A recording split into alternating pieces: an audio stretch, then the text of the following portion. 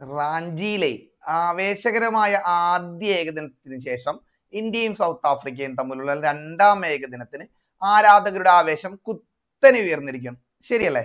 ആദ്യ കളി നമ്മൾ ജയിച്ചു.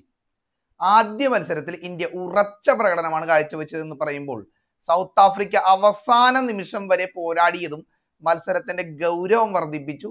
ഒരു ക്ലാസിക് ത്രില്ലർ തന്നെയായി. ഈ രണ്ട് ടീമുകളും തമ്മിലുള്ള മത്സരം സാധാരണ മത്സരമല്ല. പഴയ ഒരു പകയും ഒരു പുതിയ പടവുകളും ചേർന്ന ഒരു ക്രിക്കറ്റ് പോരാട്ടമാണ് ആരാധകർക്ക് ഏറ്റവും കൂടുതൽ കൗതുകം ജനിപ്പിക്കുന്നത്. ഈ രണ്ടാം ഏകദിനം നടക്കുന്ന റായ്പൂരിലെ ഷഹീദ് വീർ നാരായണ സിംഗ് ഇന്റർനാഷണൽ സ്റ്റേഡിയം ആ ഒരു വേദിയിലാണ് നടക്കുന്നത്. 2015 മുതൽ 2025 വരെയുള്ള കണക്കുകൾ പരിശോധിക്കുമ്പോൾ ഈ ഗ്രൗണ്ടിൽ ഫാസ്റ്റ് ബോളർമാർക്ക് വലിയ സഹായമാണുള്ളത്. പിച്ച് നൽകിയ സ്വിംഗ്, പേസ്, മൂവ്മെന്റ് എല്ലാം കൂടി ആദ്യ 10 ഓവറുകൾ പെട്ടെന്ന് തന്നെ ഗെയിമിന്റെ ദിശ മാറ്റാൻ സാധ്യതയുണ്ടെന്ന് സൂചന നൽകുന്നു. 2023 ന്യൂസിലൻഡ് ഇന്ത്യക്കെതിരെ വെറും 15-4 എന്ന നിലയിൽ പവർ പ്ലേയിൽ തന്നെ ചുരുങ്ങിപ്പോയത് ഇന്നും ആരാധകർക്ക് മറക്കാൻ പറ്റാത്ത ഒരു സംഭവമാണ്. ആ മത്സരത്തിൽ ഫാസ്റ്റ് ബോളർമാർ 11.37 വിക്കറ്റ് നേടിയപ്പോൾ സ്പിന്നർമാർ 19.2 എന്ന ശരാശരിയിൽ സ്ഥിരതമായ പ്രകടനം കാഴ്ചവെച്ചു. അതിൽ നിന്ന് വ്യക്തമാക്കുന്നത് നിങ്ങൾ ശരിയായ ലൈനും ലെങ്ത്തിൽ പന്തെറിയുന്നുണ്ടെങ്കിൽ ഈ പിച്ചിൽ എല്ലാവർക്കും ചാൻസ് ഉണ്ടെന്നാണ്. അത് പേസിനും സ്പിന്നിനും. ഇനി നമുക്ക് ടീമുകളുടെ ഫോം ഒന്ന് നോക്കാം. ഇന്ത്യയുടെ ബാറ്റിംഗ് നിര ഒന്നാം മത്സരത്തിൽ തന്നെ ശക്തമായ സന്ദേശം നൽകി. വിരാട് കോഹ്ലിയുടെ 135 റൺസ് ഇന്നും സോഷ്യൽ മീഡിയയിൽ ട്രെൻഡിങ് ആണ്. 120 പന്തിൽ 135 റൺസ് എന്നത് വെറും ഒരു സെഞ്ചുറി മാത്രമായിരുന്നില്ല വിരാട് കോഹ്ലിയെ സംബന്ധിച്ചത്. ഇന്ത്യൻ ഇന്നിങ്സിന്റെ നട്ടലായിരുന്നു. പിന്നെ KL രാഹുൽ തന്റെ ശാന്തതയും അടിത്തറയും കൊണ്ട് മധ്യനിരക്ക് ബലം നൽകി 60 റൺസ് നേടി. രോഹിത് ശർമ്മ പവർ പ്ലേയിൽ തന്നെ 57 റൺസ് കരസ്ഥമാക്കിയതോടെ ഇന്ത്യക്ക് ആവശ്യമായ സ്റ്റാർട്ടും ലഭിച്ചു. ജഡേജയുടെ 32 റൺസും ഹിറ്റുകൾ അവസാന നിർണായകമായ പങ്കാണ് ഇന്ത്യയെ ഒരു 349 എന്ന മികച്ച സ്കോറിലേക്ക് നയിച്ചു. മറുവശത്ത് സൗത്ത് ആഫ്രിക്ക എളുപ്പത്തിൽ വഴങ്ങാൻ തയ്യാറായിരുന്നില്ല. മാർക്കോ യാൻസൺ 70 റൺസും കോർബിൻ ബോഷ് കരിയറിലെ മികച്ച 67 റൺസും നേടിയെങ്കിലും ഇന്ത്യയുടെ അവസാനത്തെ ബൗളിംഗ് സൗത്ത് ആഫ്രിക്കയുടെ നീക്കം അവസാനം തടഞ്ഞു വെച്ചു എന്ന് തന്നെ പറയാം. ബോഷിന്റെ പ്രകടനം വളരെയേറെ ശ്രദ്ധ ചെയ്യുന്നുണ്ട്. അദ്ദേഹം ബൗളിംഗിൽ 2 വിക്കറ്റും ബാറ്റിംഗിൽ 67 റൺസും, ഒരു പൂർണ്ണ ഓൾറൗണ്ടറുടെ പ്രകടനം. മാർക്കോ ജാൻസനും അങ്ങനെ തന്നെ. അദ്ദേഹം പിന്നെ തെളിയിച്ചതാണെന്നെങ്കിലും പറയാം. ഇനി ഹെഡ് ടു ഹെഡ് കണക്കുകൾ നോക്കാം. കഴിഞ്ഞ 5 ഏകദിനങ്ങളിൽ ഇന്ത്യ 4 തവണ വിജയിച്ചപ്പോഴും സൗത്ത് ആഫ്രിക്കയുടെ ഒരേ ഒരു വിജയം മാത്രമാണ് ഉണ്ടായത്. ടെസ്റ്റുകളിൽ സൗത്ത് ആഫ്രിക്ക ആധിപത്യത്തിലായിരുന്നുവെങ്കിലും ഏകദിനങ്ങളിൽ ഇന്ത്യയാണ് സൗത്ത് ആഫ്രിക്കയിലെ എപ്പോഴും സമ്മർദ്ദത്തിലാക്കിയിരിക്കുന്നത്.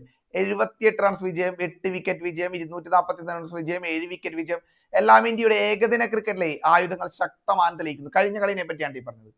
ഇനി നമുക്ക് പിച്ച് റിപ്പോർട്ടിനെ പറ്റിയുള്ള ഒരു പ്രധാന ഭാഗം തന്നെ നോക്കാം. റായ്പൂർ വേദിയിൽ രണ്ടാമതായി ബാറ്റ് ചെയ്യുന്ന ടീമുകൾക്ക് 100% വിജയം. അതായത് ടോസ് ജയിച്ചാൽ ബൗളിംഗ് തിരഞ്ഞെടുക്കാനാണ് സാധ്യത കൂടുതലാണ്. പവർ പ്ലേയിൽ 2 വിക്കറ്റ് വീഴും. മിഡിൽ ഓവറുകളിൽ 4 വിക്കറ്റ് വീഴും. എന്നാൽ ഡെത്ത് ഓവറുകളിൽ വിക്കറ്റ് കൂടുതലായി വീഴാത്ത ഒരു ട്രെൻഡ് കാണുന്നു.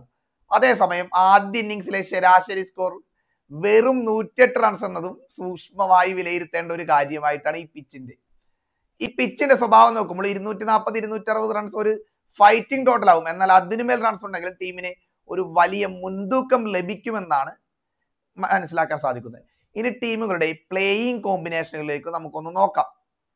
ഇന്ത്യക്ക് ബാറ്റിംഗ് ശക്തമായി കാണുന്നുണ്ടെങ്കിലും ബൗളിംഗിലും മികച്ച ഓപ്ഷനുകൾ ലഭ്യമാണ്. അർഷദീപ് സിംഗ്, നമ്മളുടെ പിന്നെ ജഡേജ, കുൽദീപ് യാദവ്, ഹർഷിത് റാണ എല്ലാം വ്യത്യസ്ത കഴിവുള്ളവർ.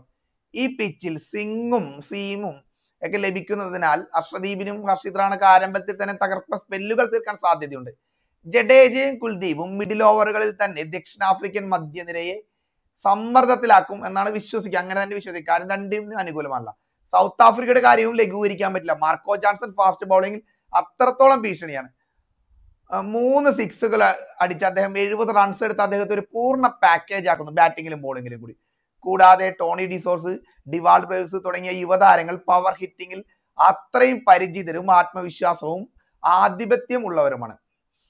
ആദ്യ 10 ഓവറിൽ വിക്കറ്റുകൾ നഷ്ടപ്പെടാതിരിക്കുക എന്നതാണ് ദക്ഷിണാഫ്രിക്കയുടെ മുഖ്യ തന്ത്രമായി ആദ്യം ബാറ്റ് ചെയ്യുകയാണെങ്കിൽ. ഇവയെല്ലാം ചേർന്ന് നോക്കുമ്പോൾ റായ്പൂരിലെ രണ്ടാമത്തെ ഏകദിനം ഒരു സാധാരണ മത്സരമാകാൻ സാധ്യതയില്ല. ഫാസ്റ്റ് ബോളർമാർ പവർ പ്ലേയിൽ തീ പാറും. മിഡിൽ ഓവറുകൾ സ്പിന്നർമാർ മത്സരം പിടിച്ചെടുക്കും. ബാറ്റർമാർക്ക് ഓരോ റണ്ണിനും ഒരു സ്വർണ്ണ തുല്യ തൂക്കമായിരിക്കും ഓരോ റണ്ണും നേടാൻ പോകുന്നത്. ടോസ് ഗെയിമിന്റെ വലിയ ഭാഗം നിർണ്ണയിക്കും. ഇന്ത്യക്ക് ആത്മവിശ്വാസം, ഫോം, സ്റ്റാറ്റസ് എല്ലാം അനുകൂലമാണ്. പക്ഷേ സൗത്ത് ആഫ്രിക്കയുടെ ആ ഒരു ആക്രമണവും ഓൾറൗണ്ടർമാരുടെ ഉയർച്ചയും മത്സരത്തെ കൂടുതൽ മറ്റൊരു സമവാക്യത്തിലേക്ക് കൊണ്ടുപോകാൻ സാധിക്കും.